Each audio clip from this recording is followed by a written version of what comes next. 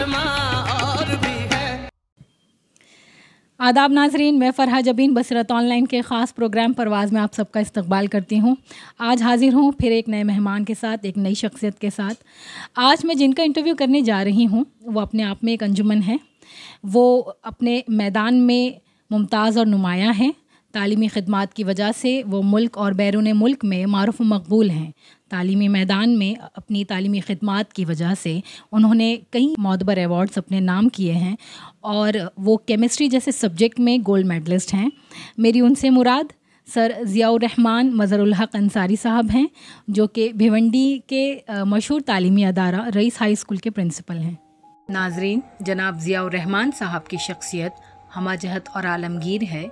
वो सिर्फ़ एक प्रिंसिपल या एक उस्ताद ही नहीं हैं, बल्कि वो एक कामयाब मुसन्निफ़ और अजीम कलमकार भी हैं। वो इल्म कीमिया केमिस्ट्री में गोल्ड मेडलिस्ट हैं और उन्होंने इल्म कीमिया के तलबा के लिए कई निसाबी किताबें भी तैयार की हैं। जदीद इल्म कीमिया के नाम से उन्होंने 11वीं और 13वीं के लिए निसाबी किताबें तैयार की हैं, जिसके 3 एडिशन शाये हो चुके हैं और इसके अलावा भी कई निसाबी किताबें तैयार की हैं जो इस वक्त स्कूल के निसाब में ज़ेर दर्ज हैं। इसके अलावा उन्हें कई अवार्ड्स भी मिल चुके हैं। नाज़रीन कराम, मोहतरम ज़ियाउर रहमान साहब की विलादत 19 मई 1972 को बुल्डाना में हुई। इब्तदाई तालीम अपने आबाई वतन बुल्डाना में उर्दू हाई स्कूल से हासिल की। इसके बाद SSC 1988 में नागपुर बोर्ड से किया, जिसमें अपने शहर में तीसरी पोजीशन हासिल की। फिर 1990 में पहली पोजीशन से HSC पास किया। आप पढ़ने में बहुत तेज़ थे और मेहनती भी, इसलिए आपने अपना तालीमी सफ़र जारी रखा और फिर अमरावती यूनिवर्सिटी से BSc और MSc किया।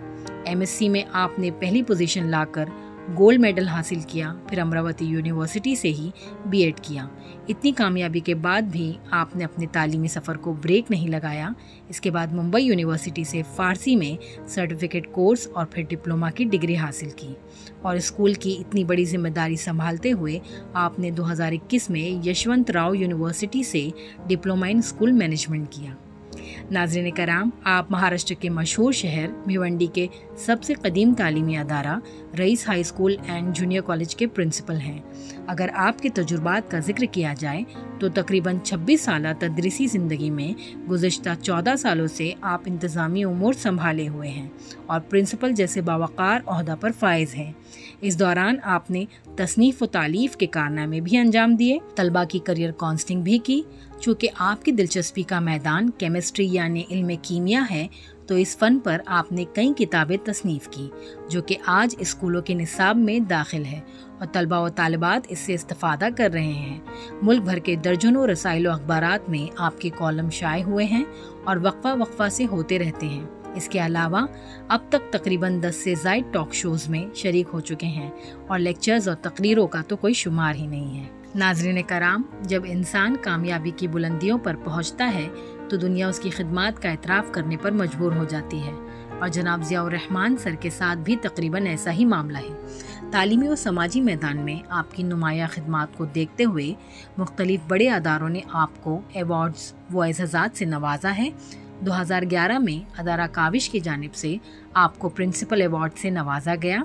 इसके बाद 2012 में यूनिक स्पोर्ट्स क्लब की जानिब से बेस्ट टीचर अवार्ड, 2015 में महाराष्ट्र स्टेट शिक्षा परिषद की जानिब से बेस्ट टीचर अवार्ड, 2016 में उर्दू टाइम्स मुंबई की जानिब से अचीवर्स अवार्ड, 2017 में AMP और अलहम्द एजुकेशन सोसाइटी भिवंडी की जानिब से national award for excellence in education, 2018 में मासूम एजुकेशन सोसाइटी की जानिब से मास्टर इलाही बख्श अवार्ड, 2018 में रोज़नामा इनकलाब मुंबई की जानिब से extraordinary to Urdu award, 2019 में ह्यूमन वेलफेयर सोसाइटी की जानिब से ह्यूमन वेलफेयर अवार्ड, 2020 में HBT न्यूज़ नेटवर्क की जानिब से best of the city award, 2021 में quiz time Mumbai appreciation award, 2022 में Hadaf pride of the city award. ये अवार्ड्स इस बात की गवाह हैं कि आपने कौम मिल्लत के लिए बेलूस खिदमत अंजाम दी है और अल्हम्दुलिल्लाह ये सिलसिला अभी जारी व सारी है। प्यारे नाज़रीन कराम, जनाब ज़ियाउर रहमान साहब एक हमाजह शख्सियत हैं। उनका मैदान गर्चा तालीम और तदरीस है, लेकिन वो समाज की फलाह व बहबूद की भी फिक्र रखते हैं और नई नस्ल को आगे बढ़ाने के लिए हमेशा कोशा रहते हैं। उन्होंने नई नस्ल को तालीम से जोड़े रखने और उसमें महारत पैदा करने के लिए आपने मुख्तलिफ इलाकों में फ्री स्टडी सेंटर कायम किया, जहाँ तलबा व तालिबात स्कूल कॉलेज से फरागत के बाद अपनी तालीमी सरगर्मियों को जारी रख सकें और मुख्तलिफ मुकाबला जाती इम्तहानात के लिए तैयारी कर सकें। ये ज़ियाउर रहमान साहब का बहुत बड़ा कारनामा है जो कि आबिज़र से लिखे जाने के काबिल है। आप रईस हाई स्कूल के प्रिंसिपल हैं। इसके अलावा भी मुख्तलिफ तंजीमों और अदारों से वाबस्ता हैं और इस तरह कौम मिल्लत के मुख्तलिफ प्लेटफॉर्म से खिदमत अंजाम दे रहे हैं। खुशामदीद कि वो आया हमारी चौखट पर, खुशामदीद कि वो आया हमारी चौखट पर, बहारें जिसके कदम का तवाफ़ करती हैं। तो आइए मुलाकात करते हैं अपने ख़ास मेहमान ज़िया सर से।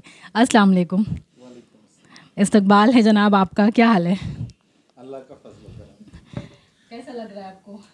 अच्छा है, और सबसे ये कि आपका शुक्रिया कि बसीरत जैसे बहुत अहम प्लेटफॉर्म पर मुझे आज अपने ख़यालात का इजहार करने का मौका मिल रहा है। बहुत शुक्रिया। बहुत खूब सर। अच्छा सर, ऐसा है कि आपने माशाल्लाह से एमएससी किया है और आप केमिस्ट्री जैसे सब्जेक्ट में गोल्ड मेडलिस्ट हैं। उमूमन तलबा जो है ना वो इस स्ट्रीम को चूज़ नहीं करते, कतराते हैं। और ख़ास मैं अपनी बात करूं, मैं तो कभी केमिस्ट्री और मैथ से तो तौबा पढ़ लूँ लेकिन आपने एमएससी को क्यों अपनाया, और ये कि अपनी तजुर्बात की रोशनी में आप तलबा को इस सब्जेक्ट के हवाले से क्या रहनुमाई करना चाहेंगे? जी, असल में मैं टीचिंग मैदान में क्यों आया, ये अहम सवाल है। मैं अपने वालिद साहब से इंस्पायर्ड हूँ। मैंने उनसे बहुत ज़्यादा इंस्पिरेशन लिया है। मेरे वालिद मोहतरम जो हैं वो एक स्कूल में टीचर थे, और जब मैं छोटा था तो ये बहुत अहम बात है कि वो बस्ती में गश्त किया करते थे। रात में बच्चों के घर पर जाना, उनकी पढ़ाई कैसी चल रही है, उन्हें कोई तकलीफ़ है या नहीं है। तो जब मैं 12-13 बरस का था उस वक्त वो मुझे अपने साथ में पैदल उंगली पकड़ के उनके साथ में मैं जाया करता था। वो मंज़र आज भी मेरी निगाहों में बहुत ताज़ा है। और मेरा एकेडमिक परफॉर्मेंस बहुत अच्छा था अल्लाह के फ़ज़ल व करम से। मैंने 10वीं जमात में अपने शहर में अव्वल मकाम हासिल किया, और बोर्ड में मेरी कोई पर्टिकुलर पोजीशन थी जिसकी वजह से बोर्ड की तरफ से भी मुझे इनाम दिया गया था। 12th में भी मैंने बहुत अच्छे परसेंटेज लाए थे और अपने शहर में मैंने टॉप किया था अल्लाह के फ़ज़ल व करम से। लेकिन अपने वालिद से जो मुझे टीचर बनने की इंस्पिरेशन मिली थी, उस वजह से मेडिकल में मैंने बिल्कुल एडमिशन नहीं लिया। मैंने ये चाहा कि मैं टीचर ही बनूंगा और अपने वालिद साहब की तरह का टीचर बनूंगा। तो उसके लिए जो अच्छा एक रास्ता हो सकता है वो यही कि मैं साइंस स्ट्रीम अपनाऊं। केमिस्ट्री एक ऐसा सब्जेक्ट है जो सिर्फ मतलब तदरीस के हवाले से ही नहीं, बल्कि इंडस्ट्री के हवाले से और कई मामलात के लिहाज से बच्चों के लिए एक बहुत अच्छा ऑप्शन हो सकता है। आप जब तक एमएससी करते हैं केमिस्ट्री में, फ़िज़िकल केमिस्ट्री में, एनालिटिकल केमिस्ट्री में या ऑर्गेनिक केमिस्ट्री में, बहुत सारी केमिस्ट्री की ब्रांचेस हैं। आप उनमें से किसी में भी अगर आप मास्टरेट हासिल करते हैं तो आपके लिए इंडस्ट्री में जो है वो हमेशा दरवाज़े खुले हुए हैं, जैसा कि मेरे लिए खुले थे। लेकिन मैंने उसके बाद में यूनिवर्सिटी में मुझे फौरी तौर पे मुलाजिमत मिल गई। जिस वक्त में मैं एमएससी में था उसी वक्त मैं अपने ही कॉलेज में मुझे गवर्नमेंट किंग एडवर्ड्स कॉलेज, जिसका अब नाम विदर्भा महाविद्यालय है, गवर्नमेंट कॉलेज है, वहाँ पर मुझे सेकेंड ईयर में रहते हुए फर्स्ट ईयर में पढ़ाने का मौका मिल गया। एमएससी कंप्लीट करने के बाद में मुझे यूनिवर्सिटी में जो है सीएचबी बेसिस पर अपॉइंट कर लिया गया। लेकिन मेरी ख्वाहिश थी कि मैं किसी मुस्लिम इदारे के तवस्सुस से काम करूं। चुनांचे मुझे मुनासिब लगा कि मैं बीएड कर लूं। बीएड करते के दौरान ही यहाँ से Rais high school and junior college में वैकेंसी निकली। मैं यहाँ आया, मेरा अपॉइंटमेंट हो गया। तो मेरे लिए वो एक रास्ता टीचिंग का खुला हुआ था। तो जो बच्चे करियर तलाश करते हैं उनके लिए ये केमिस्ट्री एक बहुत अच्छा ऑप्शन है। एमएससी तक उनके लिए तमाम रास्ते खुले हुए हैं। वो एडमिनिस्ट्रेशन में आ सकते हैं, वो इंडस्ट्री में जा सकते हैं, वो एकेडमिक्स में आ सकते हैं।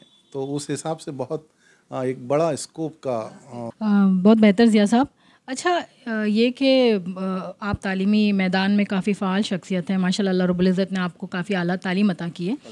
हाँ बिल्कुल ज़िया सर, ऐसा है कि हमारे समाज का ना एक मसला है, ड्रॉप आउट्स बच्चों का एक बहुत बड़ा मसला है, ठीक है ना। और एक लॉकडाउन ने तो इस पे बहुत अच्छा खासा इम्पैक्ट डाल दिया है इस बात पे।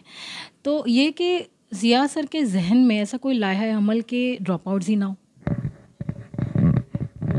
देखिए, इसमें एक बहुत मस्बत पहलू है, बहुत ज़्यादा मस्बत पहलू है। इस तरफ लोगों की तवज्जो बहुत कम है। अगर उधर तवज्जो हो तो शायद इस मसले पर किसी हद तक काबू पाया जा सकता है। आपने कहा पहले कि क्या ऐसा करें कि ये न हो, ऐसी कोई जादू की छड़ी तो नहीं है।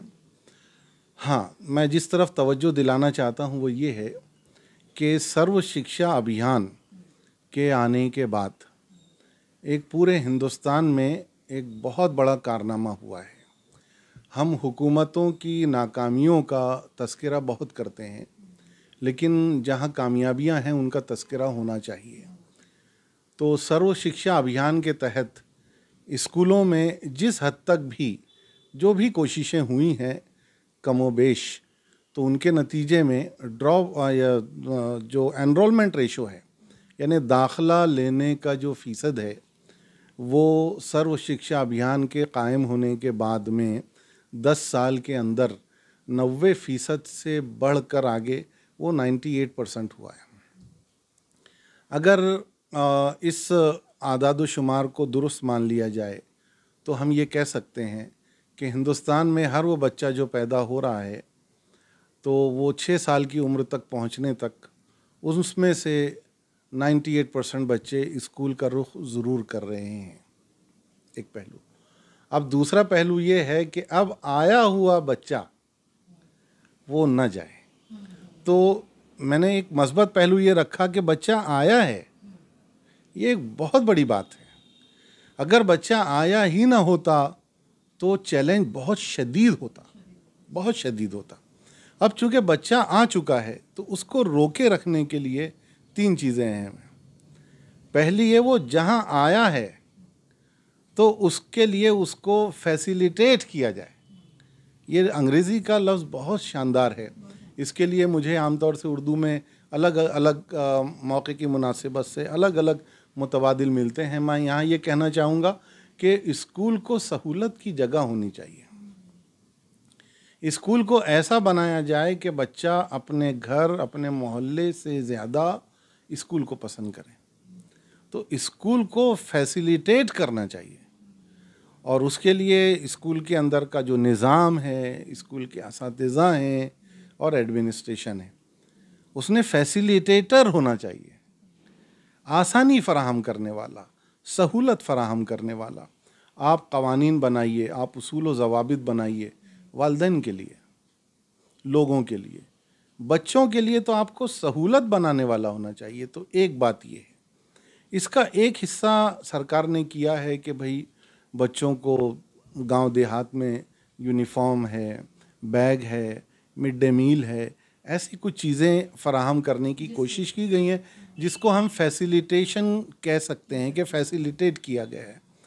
लेकिन ये भी उसका सिर्फ एक पहलू कवर करता है। हमारी ज़्यादा मुराद ये है कि स्कूल के माहौल के अंदर वो मोहब्बत, वो प्यार और वो माहौल हो कि जहाँ बच्चे को वैसी या उससे बढ़कर अपनाइयत मिले जैसी कि उसको घर पे मिलती है या कहीं और मिलती है। स्कूल आने वाला बच्चा अगर स्कूल को छोड़ रहा है तो इसमें मैं अपने स्कूल को जहन में रखकर ये बात कह रहा हूँ, यानी किसी और स्कूल के लिए नहीं बात कह रहा हूँ। ये हम सब के ऊपर एक सवालिया निशान है कि ये बच्चा मेरा स्कूल छोड़कर क्यों गया। अगर उसके घर के हालात ऐसे थे, अगर उसके वालिदैन नहीं चाहते थे, या जो भी वजूहात थी, स्कूल में क्या इतना अट्रैक्शन, इतनी कशिश नहीं थी कि बच्चे की ज़ात को रोक सके। हाँ, तो ये एक पहलू है कि स्कूल को फैसिलिटेटर होना चाहिए। एक दूसरा, इसमें समाज का किरदार बहुत ज़्यादा अहम है, बहुत ज़्यादा अहम है। और जब मैं समाज के किरदार की बात कर रहा हूँ तो इसमें ख़ास तौर से मैं मसाजिद की बात कर रहा हूँ। मसाजिद को अपना रोल अदा करके तालीम को मौजू बनाकर जुमा के खुतबों में इस बात को मौजू बनाया जाए कि यहाँ जितने मुसल्लियान हैं, आज जुमा पढ़ने के लिए जितने लोग आए हैं, क्या उनका किसी का बच्चा स्कूल छोड़कर बाहर घूम रहा है? ये चीज़ होनी चाहिए। मोहल्ले का जो इलेक्शन है, पॉलिटिक्स, उसके मौज़ूआत को बदलने की ज़रूरत है। ये मैं कोई देवमालाई कहानियाँ नहीं बता रहा हूँ। मैं जितनी बातें आपसे कह रहा हूँ, इनके मॉडल किसी न किसी शहर में पेश किए गए हैं, हुआ है। तो क्या हमारे मोहल्ले के कॉरपोरेटर का जो इंतखाब है वो इस बुनियाद पर नहीं हो सकता कि वो तालीम को किस कदर अहमियत देता है? आप ये कहेंगे कि भाई ये तो बड़ी हिंदुस्तान की सियासत में इसका क्या तसव्वुर किया जा सकता है, लेकिन अल्लाह के फजलो करम से बहुत सारे शहर हैं ऐसे जहाँ पर इत्तेफाक से वहाँ के किसी प्रोग्राम में मुझे ख़ुद हाज़िर होने का मौका मिला तो मैंने देखा कि वहाँ पर इलेक्शन के एजेंडा के अंदर ये है कि मोहल्ले में बच्चों के लिए स्टडी सेंटर कायम किया जाएगा, मोहल्ले में तलबा के लिए जो है वो कंप्यूटर की फ्री एक जहाँ पर वो आके ऑनलाइन स्टडी कर सकेंगे, ऐसा सेंटर कायम किया जाएगा। और वो करके दिया। और दूसरा कॉरपोरेटर जो है, जो उसके मुकाबले में खड़ा है, वो तालीम के तई इससे बेहतर प्लान उसने लेकर आया है। तो यहाँ पर ये है कि ये हमारे जो समाज के बड़े ज़िम्मेदार हैं वो इस ज़िम्मेदारी को कबूल करें। तीसरी बात बहुत अहम है और ज़रा कड़वी है। हमने ड्रॉप आउट के मसले को टीचर के सरप्लस होने के मसले के साथ में जोड़ा हुआ है। यानी ये है कि अगर 25 बच्चों से कम हो जाते हैं तो एक डिवीज़न ख़त्म हो जाता है, तो भाई वो टीचर सरप्लस हो जाएगा अगर डिवीज़न ख़त्म होता है। तो अब यह है कि वो जो टीचर सरप्लस होने वाला है उसको ज़िम्मेदारी दी गई है कि देखो तुम ये 25 बच्चों को पूरा करो किसी तरह से, वगरना तुम सरप्लस हो जाओगे। तो वो टीचर जो है, ये मैं बहुत कड़वा एक लफ्ज़ इस्तेमाल कर रहा हूँ, बच्चा पकड़ो मुहिम का आगाज़ होता है। मोहल्ले में जाते हैं, बच्चों को पकड़ के लाते हैं और उनका एनरोलमेंट होता है और फिर वो डिवीज़न बचा लिया जाता है और फिर एक टीचर बच जाता है और फिर चैन की और सुकून की सांस लेके बैठ जाते हैं। तो ये क्या हो गया? मकसदियत को एक गलत रुख दे दिया गया है। यानी असल मकसद बच्चों को ड्रॉप आउट से रोकना नहीं हुआ, बल्कि यानी सिर्फ ये है कि अगर हमने हमारी नीयत को दुरुस्त कर लिया, अगर हमारी काम वही हो, बच्चे अभी भी हम पकड़ के ही लाएंगे, लेकिन आप सिर्फ उसकी नीयत बदल लें तो वो बच्चे को पकड़ के लाना नहीं होगा, बल्कि बच्चे को बचा के लाना होगा। बच्चे को बचा के लाया है आपने। इससे पहले क्या हुआ? आपने उसको अगवा किया है स्कूल के अंदर, अभी आपने उसको बचा के लाया है। समाज में उसको आवारा बनने से बचा लिया, मुजरिम बनने से बचा लिया, क्योंकि नीयत क्या थी? उसको तालीम देना। और पहला जो केस था उसमें नीयत क्या थी? डिवीज़न बचाना। तो डिवीज़न तो 25 बच्चों से भी बच जाता है। ये मैंने 3 बातें कही थी, इसमें चौथी एक बात जो है मैं ये कहूँगा कि स्कूलों के दरमियान मयार का मुकाबला होना चाहिए। मुकाबला आराई किस चीज़ की? मयार की। बेहतर से बेहतर मयार कौन दे सकता है? और उसको हम ये कहेंगे कि कंपटीशन भी नहीं बल्कि कोलैबोरेशन। कोलैबोरेशन में जब आप 2 कंपनियों के दरमियान, यस बिल्कुल, जब 2 कंपनियों के दरमियान कंपटीशन होता है तो वो खालिस कंपटीशन होता है। और एक कंपनी की ये ज़िद होती है कि वो दूसरी को पछाड़ के नफ़ा हासिल करने और कस्टमर हासिल करने के लिए में आगे बढ़ जाए, किसी भी तरीके से, सही या गलत। लेकिन जब 2 तालीमी इदारे आपस में मुकाबला करते हैं तो वो इस तरह का मुकाबला नहीं होता, that is not a competition, बल्कि वो कोलैबोरेशन होता है। वो कोलैबोरेट करते हैं, मैं आगे बढ़ता हूँ और साथ में मैं दूसरे को आगे बढ़ने में मदद देता हूँ। आज उर्दू तालीमी इदारों को ऐसा करने की बहुत ज़्यादा ज़रूरत है। They need to collaborate each other. इससे ये होगा, हाँ बिल्कुल बिल्कुल बिल्कुल, ताकि मयार बेहतर से बेहतर हो। अब मयार बेहतर होने का मतलब यही है कि स्कूल बच्चे के रहने के लिए एक अच्छी जगह बन जाएगा। बिल्कुल, बहुत बेहतर ज़िया साहब। अच्छा सर, ये कि समाज में आम तालीम और आला तालीम के हुसूल के सिलसिले में आप बच्चों को क्या रहनुमाई करना चाहेंगे कि वो आला तालीम की तरफ राग़िब हों और वो साइंस और वकालत वगैरह की फ़ील्ड में भी दौड़ें बिल्कुल दिलचस्पी के साथ? जी, इसमें तो एक देखिए, हमारे जो ये मादा परस्त दौर है, इस दौर में जो दौड़ लगी हुई है वो एक दौड़ तो पैसे की है और दूसरी दौड़ लगी हुई है समाजी स्टेटस की। ओके, और अभी उसमें एक तीसरी चीज़ शामिल हो गई है ग्लैमर की। तो हमारे बच्चे ऐसा करियर की तरफ दौड़ते हैं कि जिसमें पैसा हो, जिसमें स्टेटस हो और जिसमें ग्लैमर हो। ये आज के इस दौर में हमारे बच्चों को रहनुमाई करने की ज़रूरत है और तालीमी इदारे रहनुमाई कर भी रहे हैं। और जो लोग करियर गाइडेंस की फील्ड में काम कर रहे हैं वो सिर्फ रहनुमाई का नहीं बल्कि जहन साजी का भी काम कर रहे हैं कि जब आप अपना करियर चूज़ करें तो आपको और क्या क्या चीज़ें देखनी चाहिए जो दिखावे के अलावा ज़्यादा पायदार हैं और जो आपको एक ज़्यादा इत्मीनान बख्श ज़िंदगी देना चाहते हैं।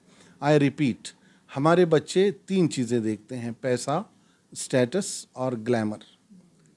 लेकिन ऐसा देखने के पीछे वो चौथी चीज़ भूल जाते हैं, एक इत्मीनान बख्श ज़िंदगी, एक ऐसी ज़िंदगी जिसमें वो मुतमईन हो, है ना। जैसा कि बहुत ज़्यादा कामयाब लोग भी आप देखें जो हमें कामयाब नज़र आते हैं, हम उनकी ज़ाती ज़िंदगी के अहवाल जब देखते हैं तो हमें मालूम होता है कि ये बहुत अच्छी और खुशगवार ज़िंदगी शायद नहीं गुजार रहे हैं।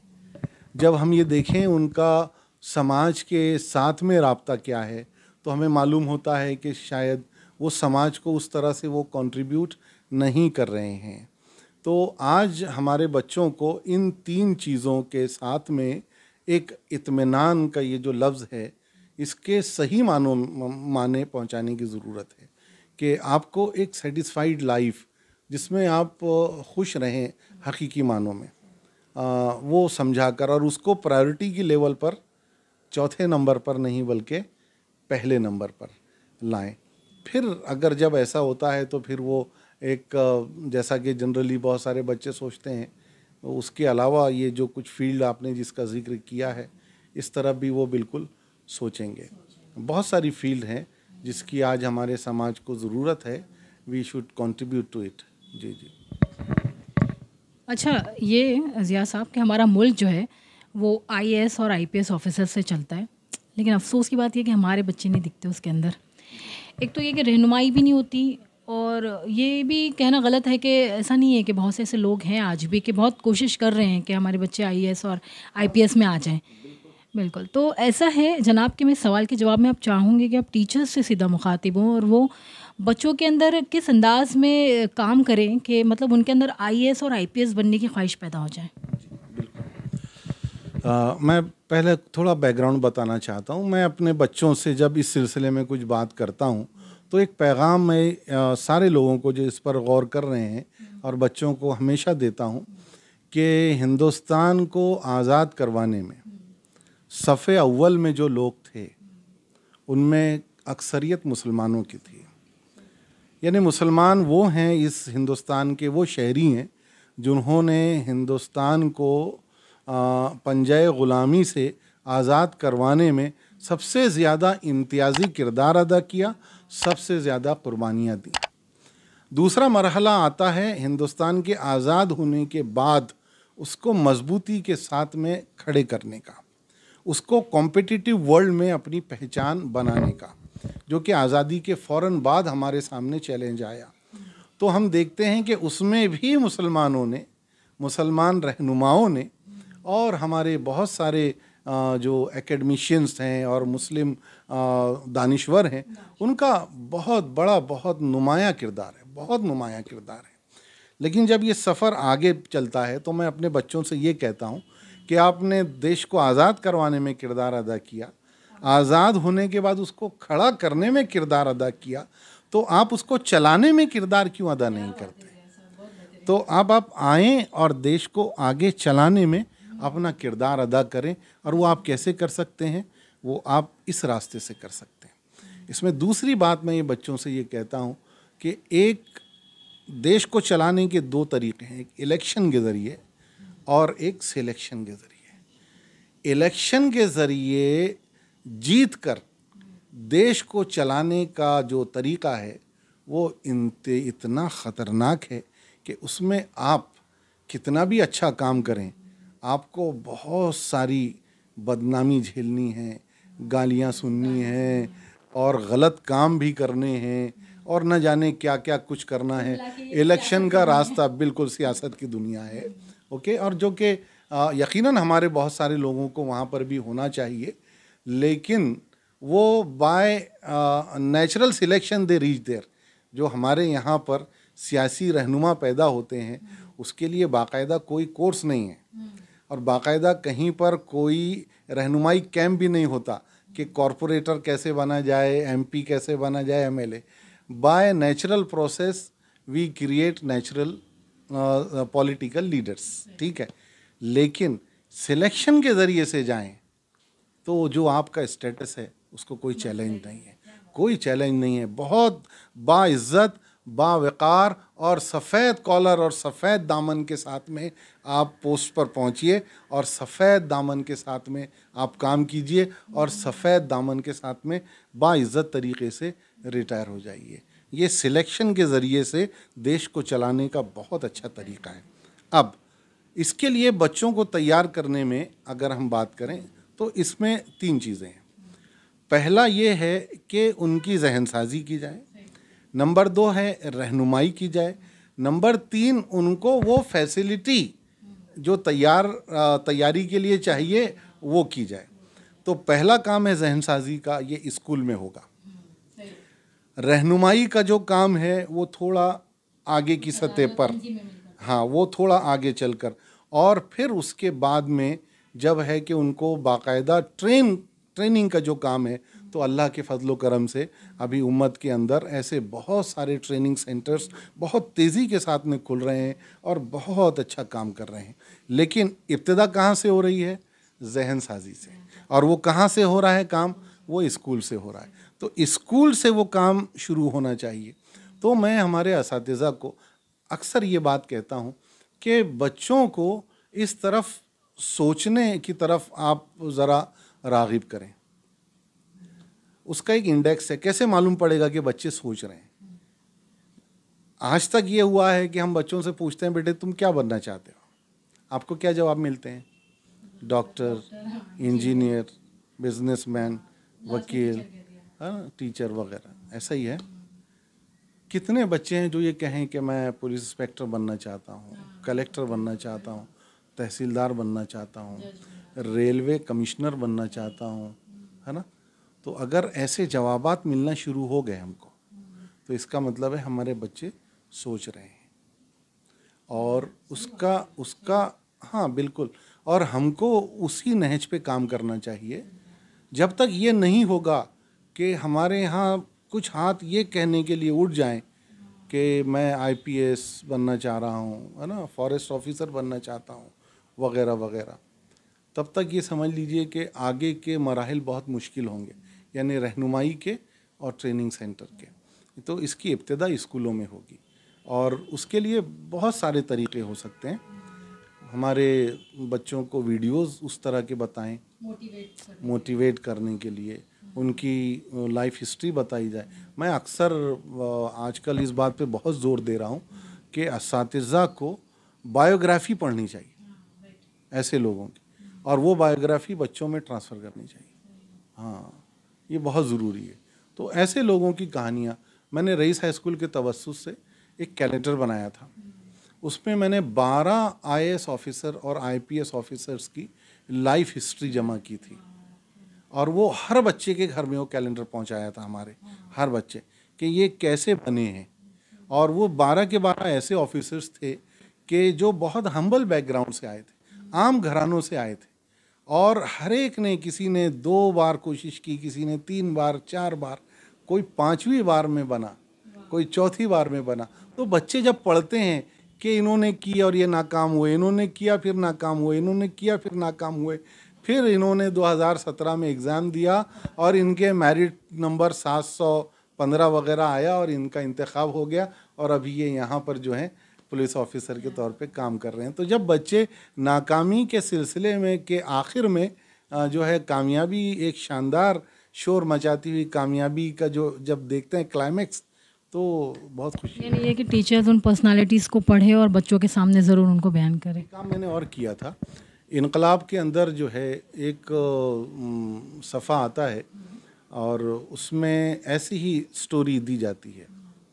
तो वो यहाँ पर हर शनिचर को रिसेस के बाद, हर शनिचर को रिसेस के बाद ठीक 10:45 पर यहाँ से पढ़ी जाती है वो स्टोरी, और वो बच्चे पढ़ते हैं, दूसरे सारे बच्चे सुनते हैं, और वो स्टोरी होती है किसी न किसी आईएएस ऑफिसर की ही स्टोरी होती है जी। तो ये जहन बनाने का काम है। इतनी बार बार और पूरे साल में 30 कहानियाँ सुनेंगे बच्चे, 30 कहानियाँ पूरे साल में सुनेंगे। कुछ बच्चे यकीनन सोचेंगे कि नहीं मुझे भी बनना है इंशाअल्लाह। बहुत खूब ज़िया साहब। अच्छा जनाब, ऐसा है कि लड़कियों को तालीम हासिल करना चाहिए, लड़कियां पढ़ें लिखें, ये तो काम बहुत करते हैं और लड़कियां पढ़ भी रही हैं माशाल्लाह से। मसला ना हमारे लड़कों का है। तो मैं ज़रूर चाहूँगी ना कि ये मेरा आखिरी सवाल है आपसे कि आप सीधा लड़कों से मुखातिब हों, और हमारे वो लड़के, हमारे कौम के वो लड़के जो अपने आप को नशे में बर्बाद कर रहे हैं, जो अपने आप को मटर गश्ती में बर्बाद कर रहे हैं, गेम्स में और ना जाने कौन सी हुल्लड़बाजियों में ख़ुद को बर्बाद कर रहे हैं, तो वो इन सारी चीज़ों से हट कर कैसे आला तालीम की तरफ दौड़ें, और उन लड़कों को आप क्या नसीहत करना चाहेंगे कि खुदारा कि मतलब तालीम की अहमियत को वो समझ लें? बहुत संजीदा मौजू आपने छेड़ा है। बस आपकी एक बात के बरखिलाफ़ मैं दूसरा काम करना चाहता हूँ। आपने कहा कि आप लड़कों से मुखातिब हों, तो मैं अभी लड़कों से मुखातिब ना होते हुए लड़कों के माँ बाप से और लड़कों की बहनों से मुखातिब होऊंगा, क्योंकि माशाल्लाह ये जो बेटियाँ पढ़ रही हैं और पढ़ के आगे बढ़ रही हैं, ये अब हमारी एक नई फ़ौज तैयार हो गई है। आपने एक तालीमी पुलिस बना ली है। अब जो काले लिबास में यानी बुरखे में घूम रही हैं, ये जो काली पुलिस है ना अपनी, ये खींच के लाएंगी। मैं हमेशा यही कहता हूँ कि अभी तालीम मर्दा की जो मुहिम शुरू करनी है, मैं यही कहता हूँ कि भाई तालीम ख़वातीन की जब मुहिम शुरू हुई होगी तो वो किसने शुरू की होगी? वो ख़वातीन ने नहीं शुरू की, वो मर्दों ने शुरू की कि औरतों को पढ़ना चाहिए। अब जब मर्द यानी लड़के पीछे हैं, तो अब तालीम मर्दा की मुहिम के आगाज़ की ज़रूरत है। ये कौन करेगा? चले बिस्मिल्लाह मैं कर देती हूँ। ये बेटियां करेंगी, बेटियां करेंगी। आप आपके भाई की जिम्मेदारी लें। मैं तमाम बेटियों से कहूँगा बेटे कि अब आपने अपनी तालीम की जिम्मेदारी, माशाल्लाह बहुत खुश हैं हम आपकी तरक्की को देखकर, लेकिन अब आपके भाइयों का क्या? लेकर आइए उनको, वो होटलों में बैठे हैं वहाँ से खींच के लेकर आइए घर से। बिल्कुल बिल्कुल बेटे, अब नहीं करना होगा आपको। ये हमारी जो काले यूनिफॉर्म के अंदर ये हमारी जो बेटियां हैं, ये हमारी पुलिस हैं, ये निकलें और किसी और को नहीं, सिर्फ अपने भाई को नुक्कड़ पे से बुला के लेकर आए, चलो घर पे, बस। और ये होगा इंशाल्लाह, इनकलाब आएगा। और मेरे यहाँ हुआ है ऐसा। कैसा होता है, अभी कई मरतबा ऐसे वाक़यात हुए हैं कि भाई को लेकर बहन आई है, देखिए सर ये ऐसा करता है, ऐसा करता है, सुनता नहीं हमारी। ये बहुत इंस्पायरिंग स्टोरी है कि उस घर में एक बहन इस पोजीशन में आ गई है कि अब वो घर में अपने भाई की फ़िक्र कर रही है। बस इसको एक वबा बनाने की ज़रूरत है, हर घर में फैलाने की ज़रूरत है। और दूसरे है वालिदैन, है ना। ये लड़कों को तो बहुत समझाया जा रहा है, लेकिन देखिए समझाने का काम एक है, उससे ऊपर ना निगरानी और थोड़ी सी ज़बरदस्ती। मैं इसे एक नारे की शक्ल में देता हूँ कि ज़ौक़ से, शौक़ से या खौफ से, है ना, उनको जगह पे लेकर आना है। ठीक है जी। बहुत बहुत खूब ज़िया साहब, बहुत अच्छा मेरे तमाम सवालों का आपने जवाब दिया। होप सो कि ये इंटरव्यू आप बच्चों के काम आए, और ये इंटरव्यू आप सबको कैसा लगा कमेंट बॉक्स में ज़रूर कमेंट्स कीजिएगा। जाते जाते आपसे अलविदा लूँ और ये कहूँ कि मेरे चैनल बसीरत ऑनलाइन को सब्सक्राइब कीजिए, और मेरे फेसबुक पेज को लाइक कीजिए, ट्विटर हैंडल को फॉलो कीजिए। शुक्रिया, खुदा हाफ़िज़।